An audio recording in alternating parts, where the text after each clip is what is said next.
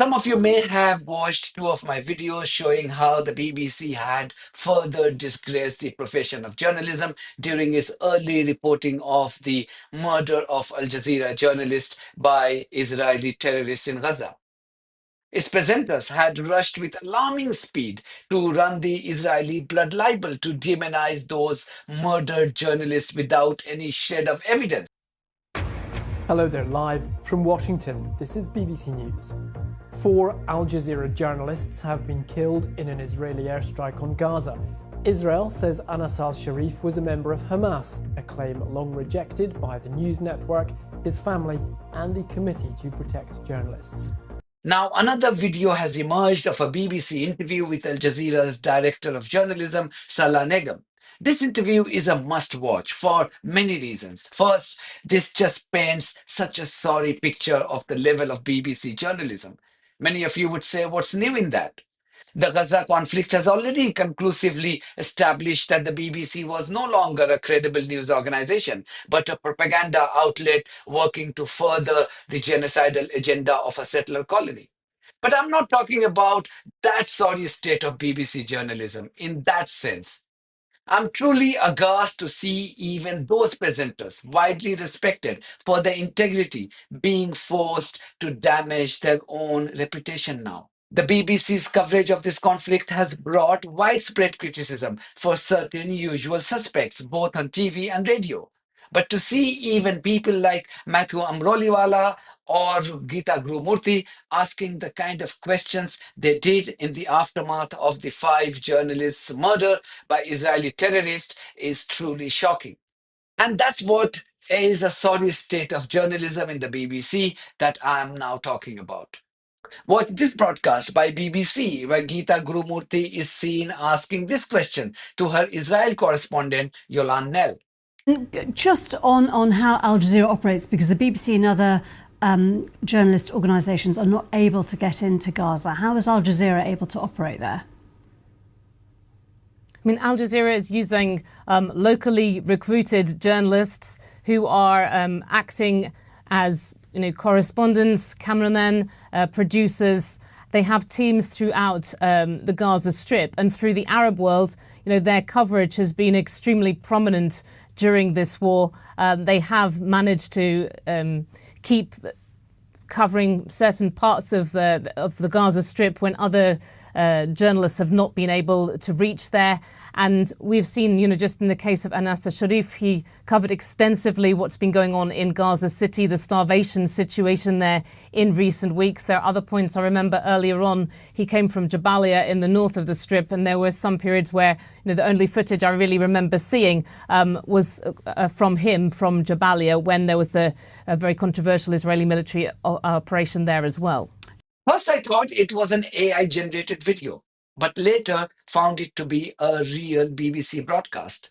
I have worked with Geeta and Matthew both briefly at BBC World TV way back in 2005. So to see her asking this question truly shocked me.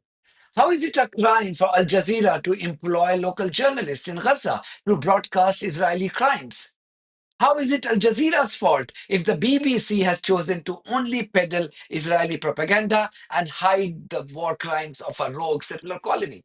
Why must Al Jazeera or its journalists be punished for their courageous journalism?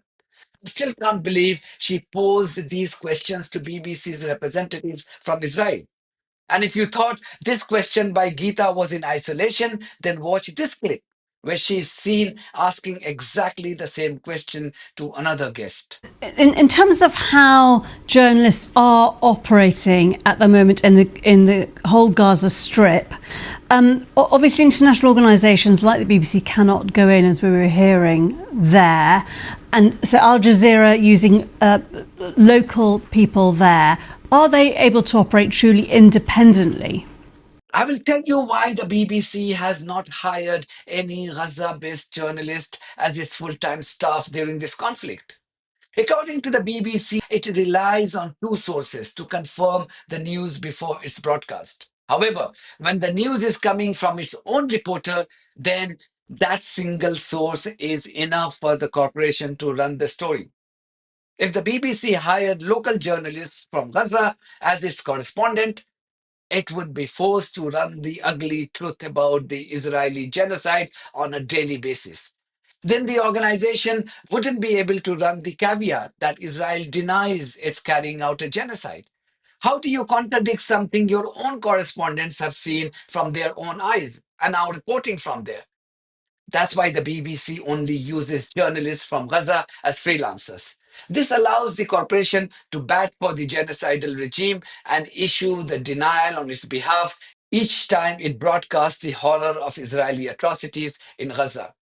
More recently, the BBC broadcast this interview of Matthew Amroliwala with Salah Negam, the director of news at Al Jazeera English. Matthew was rightly schooled by his guest, himself a former BBC journalist, for the way this publicly funded British media outlet has disgraced journalism. Matthew, too, kept repeating the Israeli blood libel about Anas al Sharif. He kept repeating the Israeli lie, claiming that Anas worked for a Hamas run media outlet, but couldn't give any evidence. And when his guest from Al Jazeera asked him for evidence, he said this was according to sources. Which journalism school in the world teaches you to run any slander based on sources without any evidence? And that too, when the person is not alive to defend himself. And don't we know how Israeli terrorists operate? This is something Matthew himself said in this interview, stating that Israelis have been notorious to be making similar claims even in the past. Of course, he didn't use the word notorious, that's my word, but this is exactly what he said, that Israelis have been making similar claims in the past. Watch this video for yourself. You would have seen what Israel has claimed, saying that Anas al-Sharif was head of a Hamas terrorist cell. Just respond to what they've said, because they've made similar claims over the last many months. Is it worth responding to? Doesn't Israel claim that everyone that they don't like is Hamas? Don't we need to go thoroughly in what they provide as evidence? We haven't seen anyone.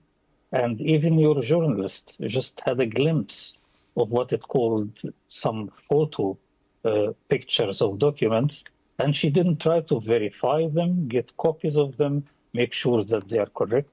It's allegations that actually BBC should investigate, and after maybe a few months of investigation, come and say, we are sure or not sure.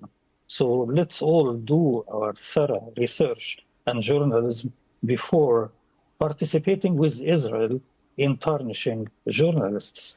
All of us as newspaper people and television and radio should stand together in solidarity in order to bring the truth. Israel doesn't allow any journalists from outside to cover what's happening in Gaza, and I call every media organization to try to recruit hundreds of journalists, trained ones in Gaza, which was one of the most well-educated places on earth to convey to the world what's happening there. You, the BBC, had one correspondent who is Lotfi Abullouf. He is now in Turkey, but you can, as you hired him, hire other people in Gaza in order to convey what's happening on the ground to you. Just in terms of what Israel has said, Israel just saying he is a terrorist does not make that true. So are you demanding that whatever the documentation, whatever they say they have, they should make public so it can be scrutinised? Of course. Isn't that what journalists do? Isn't that what you shouldn't ask for? You have correspondents in Israel. We don't, because we are banned from covering them. Shouldn't your correspondent ask for that and investigate that and scrutinize that? And when a spokesman of an Israeli government says such allegation, shouldn't they ask him the follow-up questions and try to get the proof from them? That work is being done as we are speaking. Those questions are being put to the Israelis, to the IDF. I've seen your interview with your correspondent there, and I haven't seen that done. What you're saying, we are made to believe. Did anyone come to you and make you believe that? So that's, I respect BBC. I worked with BBC for years, and I respect its journalism, but it has to start being a little bit more balanced than it appeared to be in the past few. The entire interview is more than 10 minutes long. I'm sharing a shorter version here. You can watch the full interview on our Telegram channel. It was BBC's John Donison who first posted the source-based claim on the BBC News website. He gave no evidence to substantiate his extraordinary allegations against the murdered members of his own fraternity. I hope this chap or someone from the BBC presents the evidence in support of its extraordinary allegations against these murdered journalists, or else they should be penalized. No wonder protests have erupted outside the BBC offices across the UK. These were scenes from the new broadcasting house in London, the BBC's headquarters. People also called out the BBC's participation in the Israeli genocide outside its office in Scotland by banging pots and pans.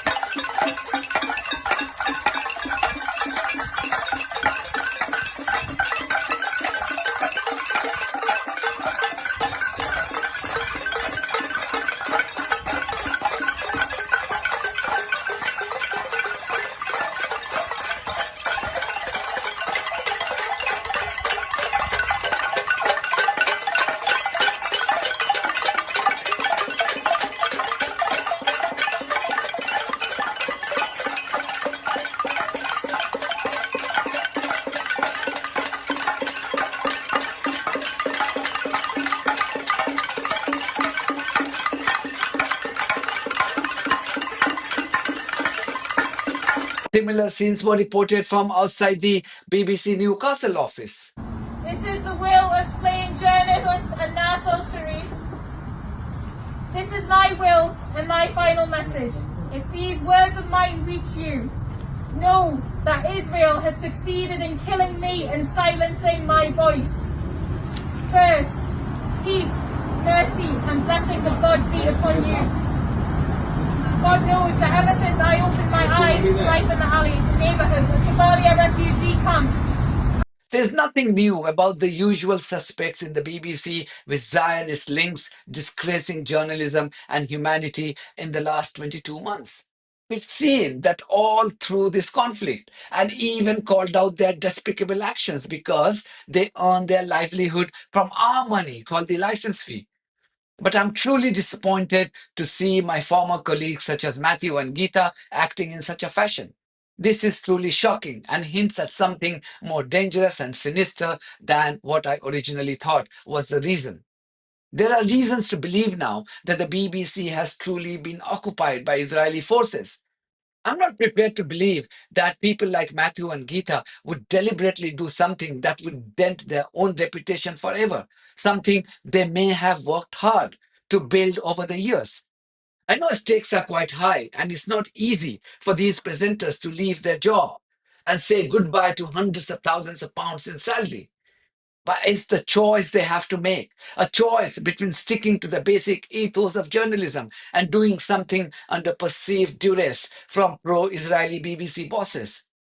They have to decide if it's worth continuing with something that routinely heaps humiliation on them and forever destroys their credibility.